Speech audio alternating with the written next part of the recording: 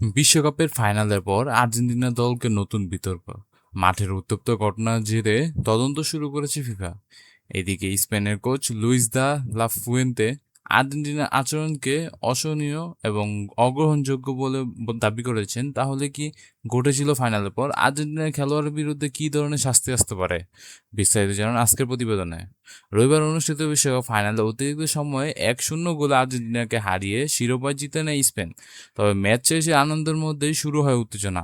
ফাইনালের পর মাঠে দুই দলের খেলোয়াড়দের মধ্যে ধাক্কাধাক্কি এবং হাতাহাতি ঘটনা ঘটে। আর্জেন্টিনা মিডফিল্ডার লিয়ান্দ্রো পেরাদেস স্পেনের এরিক গার্সিয়া এবং গাভির সঙ্গে সংঘর্ষ করে জড়িয়ে পড়েন।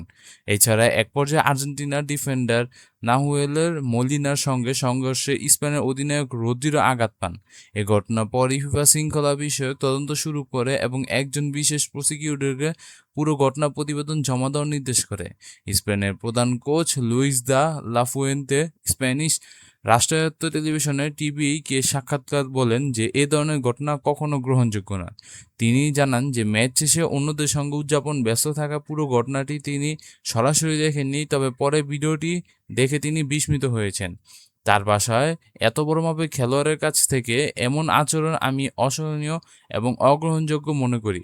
অথচ ম্যাচের আগ পর্যন্ত আমি তাদের প্রশংসাই করেছিলাম। একই সঙ্গে তিনি নিজের দলের খেলোয়াড়দের সংযমের প্রশংসা করে বলেন, কঠিন পরিস্থিতিতে স্পেনের ফুটবলাররা পেশাদারিত্ব দায়িত্ব পালন করেছেন। ফিফা এখনও জানায়নি তদন্ত কতদিন চলবে কিংবা স্পেনের খেলোয়াড় কর্মকর্তাদের সাক্ষ্য নেওয়া হবে কি না। এদিকে আর্জেন্টিনার সহকারী কোচ রবার্তো আয়েলা ইতিমধ্যেই দানি ওলমোর সঙ্গে হওয়ার বাদানুবাদের জন্য ক্ষমা চেয়েছেন, যদিও তিনি দাবি করেছেন সেটি ঘুষি নয়, শুধুমাত্র একটি ঢাকা ছিল।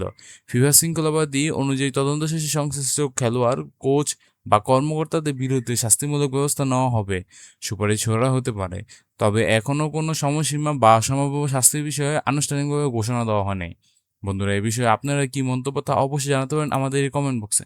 দেখা হবে নতুন কোনো ভিডিও, নতুন কোনো টপিকে। সে পর্যন্ত ভালো থাকবেন। Take care. আল্লাহ হাফেজ।